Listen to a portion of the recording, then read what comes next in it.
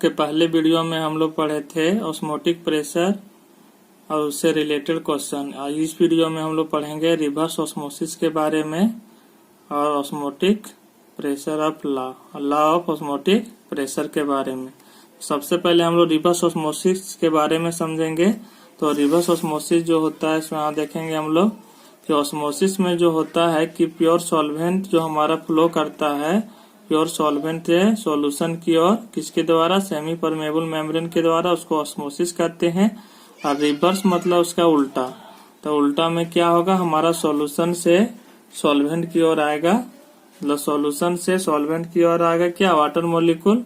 तो यहाँ पर जो दिखाया गया है कि ये हमारा एक्वा सॉल्यूशन है, ये हमारा प्योर सॉल्वेंट है और ये हमारा एक्सटर्नल प्रेशर जो है ग्रेटर है किससे, ऑस्मोटिक प्रेशर से।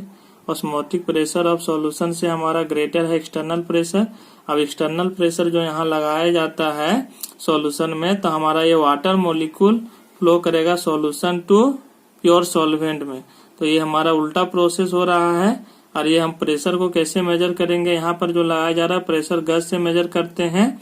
और हायर प्रेशर लगाने से क्या होता है, वाटर मॉलिक्यूल जो होता है सॉल्यूशन से हमारा प्योर सॉल्वेंट की ओर आता है। और इस तरह से हमारा होता है कि रिवर्स होता है, उल्टा होता है, इसलिए हम लोग बोलते हैं रिवर्स ऑस्मोसिस। एक घटना को बोला जाता है रिवर्स ऑस्मोसिस। क्यों बोला जाता है, क्योंकि हमारा वाटर मॉलिक्यूल जो होता है वो सॉल्यूशन से प्योर सॉल्वेंट में आता है, इसके द्वारा एसपीएम के द्वारा, सेमी परमेबल मेम्ब्रेन के द्वारा। और इस तरह से यहाँ पर हमारा देखें कि ये सॉल्यूशन का लेयर ये नीचे हो जाता है और हमारा सॉल्वेंट का जो लेयर होता है वो बढ़ जाता है, क्योंकि वाटर मॉलिक्यूल सॉल्यूशन से किधर आ रहा है, सॉल्वेंट की ओर, इसलिए इसका लेयर बढ़ जाता है और उल्टा प्रोसेस हो रहा है, इसलिए हम लोग कहते हैं रिवर्स ऑस्मोसिस। अब रिवर्स ऑस्मोसिस का हम लोग डिफिनेशन देखेंगे। इसके बारे में हम लोग लिखेंगे कि when an external pressure is greater than the osmotic pressure of a solution which is separated from its pure solvent by an SPM is applied on the solution. The solvent molecule move from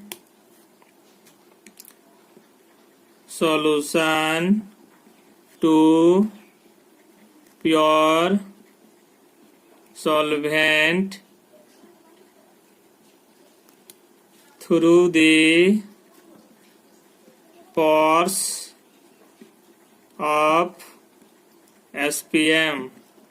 This phenomenon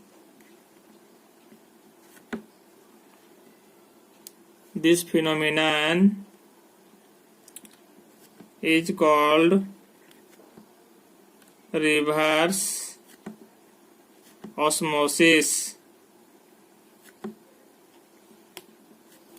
और इसमें बोला है कि when an external pressure is greater than osmotic pressure of solution which is separated from its pure solvent by an SPM is applied on the solution. The solvent molecules moves from solution to pure solvent through the pores of SPM. This phenomenon is called reverse osmosis। osmotic pressure of solution से external pressure हमारा क्या होता है, greater होता है। और वो जो हम लोग सेपरेट करते हैं प्योर सॉल्वेंट और सॉल्यूशन को किसके द्वारा, एसपीएम के द्वारा। और ये जो हम लोग एक्सटर्नल प्रेशर अप्लाइड किया जाता है किसमें, सॉल्यूशन में। जब हम लोग सॉल्यूशन में अप्लाइड करेंगे तो सॉल्यूशन से जो हमारा सॉल्वेंट मॉलिक्यूल मूव्स करेगा from solution to pure solvent, मतलब सॉल्वेंट मॉलिक्यूल जो सॉल्यूशन से हमारा मूव करता है प्योर सॉल्वेंट की ओर, किसके थ्रू, पोर्स ऑफ एसपीएम। और यही घटना को हम लोग बोलते हैं रिवर्स ऑस्मोसिस। क्या बोला जाता है? Reverse osmosis. जिसे यहाँ पर फिगर में जैसे भी बताए थे हम कि ये जो होता है एक्सटर्नल प्रेशर है, ऑस्मोटिक प्रेशर ऑफ सॉल्यूशन है, इसमें जब अप्लाई करते हैं हम लोग, वही लिखा गया है कि ग्रेटर होता है ऑस्मोटिक प्रेशर ऑफ सॉल्यूशन से, तो वाटर मॉलिक्यूल मूव करेगा सॉल्यूशन टू प्योर सॉल्वेंट में। तो हमारा ये क्या होता है? रिवर्स ऑस्मोसिस बोला जाता है। कि इस घटना को हम लोग क्या बोलते हैं? रिवर्स ऑस्मोसिस बोला जाता है। अब इसका हम लोग फिगर बनाएंगे। फिगर हम लोग देखेंगे, ये एक्सटर्नल प्रेशर है, ये ऑस्मोटिक प्रेशर ऑफ सॉल्यूशन है। तो एक्सटर्नल प्रेशर हमारा ग्रेटर है किससे? ऑस्मोटिक प्रेशर ऑफ सॉल्यूशन से। और ये जो हम लोग प्रेशर लगाते हैं एक्सटर्नल प्रेशर, वो प्रेशर गैस से हम लोग मेजर किया जाता है। जब हम लोग सॉल्यूशन में ऑस्मोटिक प्रेशर से ज्यादा प्रेशर लगा देंगे एक्सटर्नल प्रेशर, तो हमारा क्या होगा? इधर से वाटर मॉलिक्यूल मूव करेगा प्योर सॉल्वेंट में। तो इसमें वही बोला है कि इसमें जो होता है एक्सटर्नल प्रेशर ग्रेटर होता है ऑस्मोटिक प्रेशर ऑफ सॉल्यूशन से। जब हम लोग सॉल्यूशन में एक्सटर्नल प्रेशर अप्लाई करते हैं तो वाटर मॉलिक्यूल हमारा प्योर सॉल्वेंट की ओर जाएगा, और ये जो होता है ये लेयर ये नीचे हो जाता है, इसका लेयर हमारा बढ़ जाता है प्योर सॉल्वेंट का, किसके थ्रू? एसपीएम के थ्रू। और इस तरह से हमारा जो प्रोसेस है उल्टा होने लगता है कि पहले जो वाटर होता था ऑस्मोसिस में प्योर सॉल्वेंट से सॉल्यूशन में जाता था, लेकिन हमारा रिवर्स ऑस्मोसिस में क्या हो रहा है कि सॉल्यूशन से हमारा प्योर सॉल्वेंट में आ रहा है। तो प्रोसेस उल्टा हो रहा है, किसके थ्रू? एसपीएम के थ्रू आ रहा है इसमें हमारा सॉल्यूशन से प्योर सॉल्वेंट में। और यही घटना को हम लोग बोलते हैं रिवर्स ऑस्मोसिस। एग्जाम्पल्स के बारे में बात करेंगे हम लोग फर्स्ट में। तो बोल रहा है the concept of reverse osmosis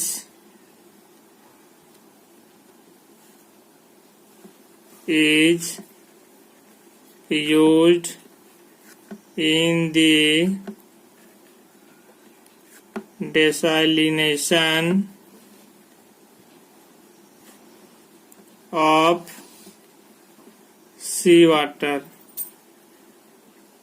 ये रिवर्स ऑस्मोसिस का जो हम लोग यूज करते हैं वो डेसालिनेशन ऑफ किसका? सी वाटर के लिए, कि समुद्र को खारा पानी को हम लोग क्या करने में? शुद्ध करने में उसको हम लोग यूज करते हैं किसका? इसका रिवर्स ऑस्मोसिस के लिए हम लोग। तो इसका हम लोग फिगर देखेंगे। वही बोला the concept of reverse osmosis is use in the desalination of sea water. तो इसको हम लोग फिगर के द्वारा देखेंगे कि किस तरह से हम लोग उसको अलग करते हैं। फिगर देखेंगे इसका हम लोग कि इसमें जो हमारा है इधर saline water at high pressure जो लिया जाता है, समुद्र का पानी जो हम लोग लेते हैं हाई प्रेशर में लेते हैं, और ये आपका एसपीएम लगा हुआ है। तो इधर से हमारा वाटर मॉलिक्यूल इधर आ जाएगा, तो ये प्योर वाटर आता है। इस तरह से जो हमारा निकलेगा वो फ्रेश वाटर होता है। अब इसमें हमारा वाटर मॉलिक्यूल क्या होता है? पास कर जाता है सेमी परमेबल मेम्ब्रेन के द्वारा। तो इसमें हमारा जो बचता है क्या बचता है? मोर सलाइन वाटर। क्या बचता है? मोर सलाइन वाटर। मोर सलाइन वाटर में मतलब NaCl का मात्रा बढ़ जाता है, क्योंकि इससे वाटर मॉलिक्यूल हमारा किधर चला जाता है? इधर पास हो जाता है, इसके थ्रू एसपीएम के थ्रू, और इस तरह से हमारा फ्रेश वाटर मिलता है। इसी को बोलते हैं the concept of reverse osmosis is use in the desalination of sea water. तो इस तरह से हम लोग समुद्र के पानी डिसाइलेशन करने के लिए, हम लोग फ्रेश करने के लिए इस तरह रिवर्स ऑस्मोसिस का यूज किया जाता है। हाई प्रेशर लगा के सेमी परमेबल मेम्ब्रेन्स के द्वारा फ्रेश वाटर निकाला जाता है। इसका नेक्स्ट एग्जांपल देखेंगे हम लोग। दूसरा एग्जांपल है इसका water filter to reduce TDS। TDS मतलब होता है टोटल डिजॉल्व सॉल्यूशन। अब इसमें बोलता है वाटर फिल्टर रिड्यूस TDS मतलब होता है TDS का full form total dissolve solution. और इस तरह से हमारा वाटर में जितना हमारा घुला हुआ रहता है इम्प्यूरिटीज, उसको हम लोग रिवर्स ऑस्मोसिस के द्वारा दूर करते हैं मतलब फिल्टर करेंगे तो हमारा इम्प्योरिटी जो मिला हुआ रहेगा इसमें हमारा वो क्या हो जाता है, रिमूव हो जाता है। वही चीज हमारा water filter to reduce TDS मतलब टोटल डिजॉल्व सॉल्यूशन। और इस तरह से हमारा फ्रेश वाटर मिलता है। हम देखेंगे लॉ ऑफ ऑस्मोटिक प्रेशर, किसके बारे में, लॉ ऑफ ऑस्मोटिक प्रेशर के बारे में। और इसमें जो हमारा होता है दो लॉ होता है, तो हम लोग इसमें लिख सकते हैं there are two laws of osmotic pressure. इसमें कितना लॉ होता है, there are two law of osmotic pressure. पूरा law of osmotic pressure, there are two law of osmotic pressure. इसमें कितना लॉ होता है, दो लॉ होता है। तो हम लोग बात करेंगे कि इसका ये नंबर में हम लोग बात करेंगे। पहला होता है बॉयल्स भांट हॉफ लॉ। क्या होता है, बॉयल्स भांट हॉफ लॉ। अब इसके बारे में हम लोग देखेंगे, किसके बारे में, बॉयल्स भांट हॉफ लॉ के बारे में। The osmotic pressure of a solution at a given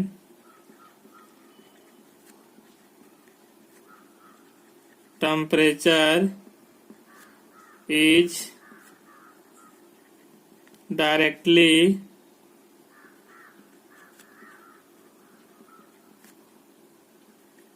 proportional to its molar concentration.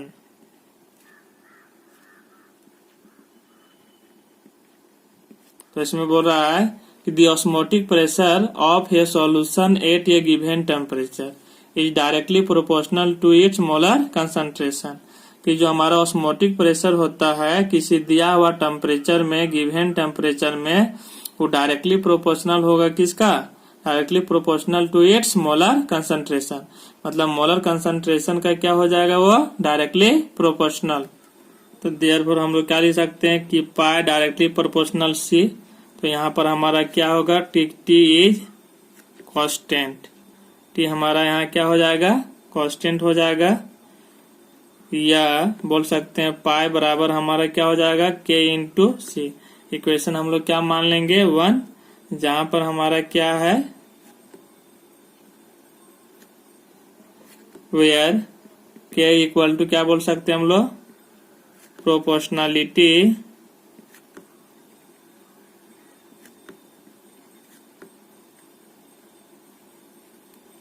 Constant. इसको हम लोग क्या बोल सकते हैं, proportionality constant. If 1 mole of solute B is dissolved in V liter of solution, इसलिए क्या हो जाएगा, C बराबर 1/V। इक्वेशन क्या मान लेंगे हम लोग, 2। हम लोग बात करेंगे from equation 1 and 2 we get. तो हम लोग क्या मिलेगा कि यहाँ C बराबर ये वैल्यू बैठा देंगे। तो हम लोग क्या लिख सकते हैं, पाई बराबर, देयरफॉर क्या लिख सकते हैं, पाई बराबर हम लोग K इंटू 1/V क्या लिख सकते हैं, V। तो इसको हम लोग क्या लिख सकते हैं, या पाई भी बराबर के, क्या लिख सकते हैं हम लोग, के। और के हमारा क्या कांस्टेंट है, क्या है ये हमारा कांस्टेंट। पाई भी बराबर के कांस्टेंट इक्वेशन हम लोग क्या मान लिए, 3। हम लोग क्या लिख सकते हैं कि equation 3 is similar to expression of PV बराबर K। और ये क्या हो जाता है आपका डिराइव्ड फ्रॉम बॉयल्स लॉ। और हमारा इस तरह से क्या ड्राइव हो गया बॉयल्स लॉ, क्योंकि ये जो हमारा पाई भी बराबर के कांस्टेंट हुआ, तो ये किसका सिमिलर पीवी बराबर क्या, पीवी बराबर क्या होता है बॉयल्स लॉ ड्राइव करता है, इसलिए ड्राइव फ्रॉम बॉयल्स लॉ। ये कहाँ से ड्राइव हुआ हमारा बॉयल्स लॉ से। हम लोग बी नंबर में दूसरा रखेंगे ये चार्ल्स भांट लॉ। किसके बारे में चार्ल्स भांट लॉ। अब ये जो होता है the osmotic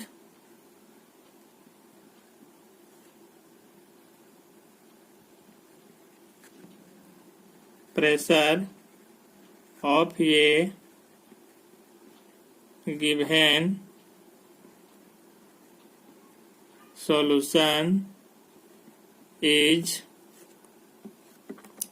directly proportional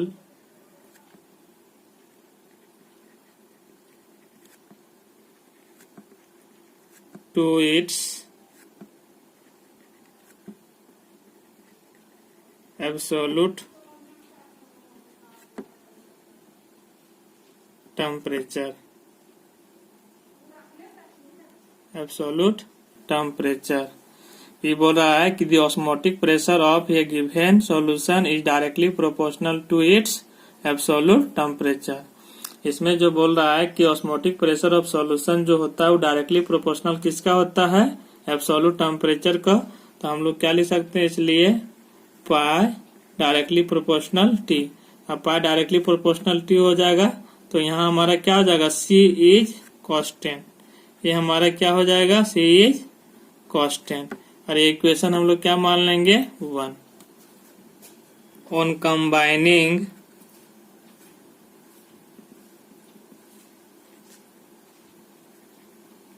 above two laws कि दो लॉ को हम लोग कंबाइन करेंगे क्या हो जाएगा पाई डायरेक्टली प्रोपोर्शनल सी। तो यहाँ हमारा क्या होगा टी इज कांस्टेंट। टी क्या हो जाएगा कांस्टेंट हो जाएगा। ये इक्वेशन हम लोग 2 मान लेंगे। और पाई डायरेक्टली प्रोपोर्शनल क्या हो जाएगा आपका टी। यहाँ क्या होगा सी इज कांस्टेंट। हम लोग क्या मान लेंगे इसका इक्वेशन 3। हम लोग क्या करेंगे ये दोनों लॉ को ऑन कंबाइनिंग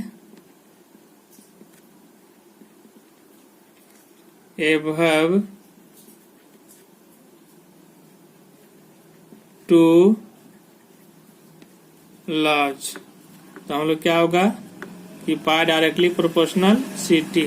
अब यहाँ क्या हो जाएगा हमारा टी एंड सी मतलब बोथ दोनों क्या हो जाएगा are variable.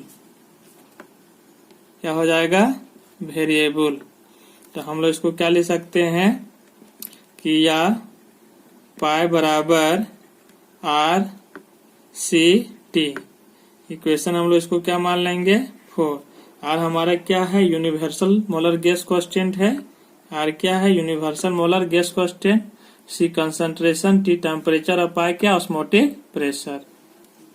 We know that हम लोग जानते हैं क्या जानते हैं कि सी बराबर जो होता है एन बी बाय भी।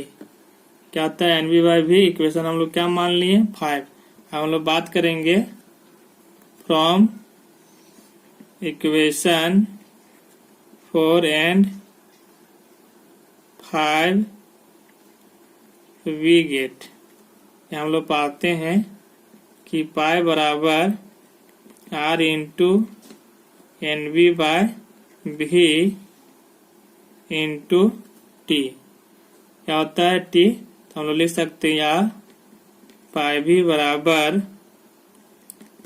N B R T. इसको हम लोग क्या मानेंगे इक्वेशन 6। तो equation 6 is similar to the ideal gas equation.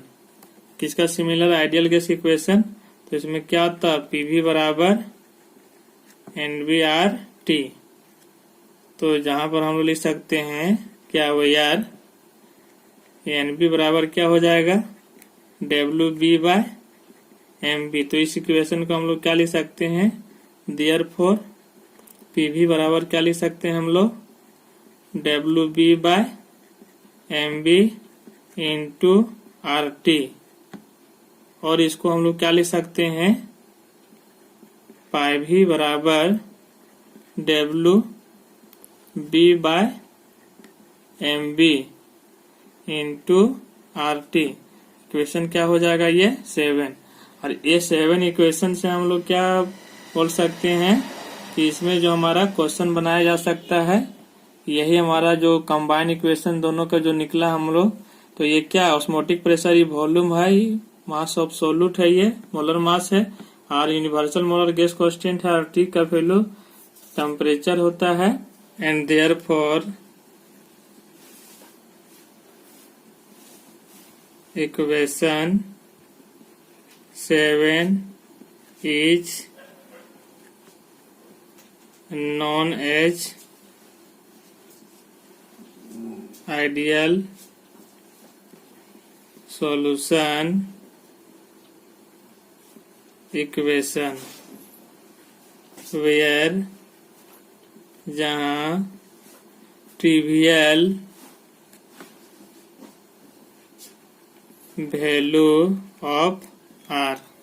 इसमें बोला and therefore equation 7 is known as ideal solution equation. Equation 7 को हम लोग क्या बोलते हैं? Ideal solution equation. और हम लोग बात करेंगे ट्रिवियल वैल्यू ऑफ आर। तो आर बराबर जो हो जाएगा यहाँ पर 22.4/273 लीटर ATM पर मोल पर केल्विन। ये ट्रिवियल वैल्यू, इसको सॉल्व करेंगे तो आ जाएगा 0.82051 लीटर ATM पर मोल पर केल्विन। आर बराबर, इसलिए आर बराबर जो हम लोग याद रखना ये वैल्यू 0.08 लगभग, जो इसको मान लेते हैं 21 लीटर ATM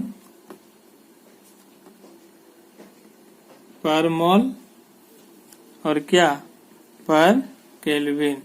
SI यूनिट में जो होता है R इक्वल टू 8.314 जूल पर मोल पर केल्विन। यही चीज हम लोग बात करेंगे CGS यूनिट में जो होता है R बराबर 8.314 इंटू 10⁻⁷ अर्ग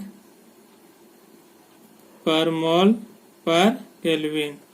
और यही R का जो वैल्यू हम लोग कैलोरी में जो लेते हैं 2 कैलोरी पर मोल पर केल्विन। ये किसके लिए? R का वैल्यू सभी को याद रखना है ये। अब हम लोग नेक्स्ट वीडियो में इससे रिलेटेड क्वेश्चन बनाएंगे, ऑस्मोटिक प्रेशर से रिलेटेड क्वेश्चन बनाएंगे हम लोग। Thank you.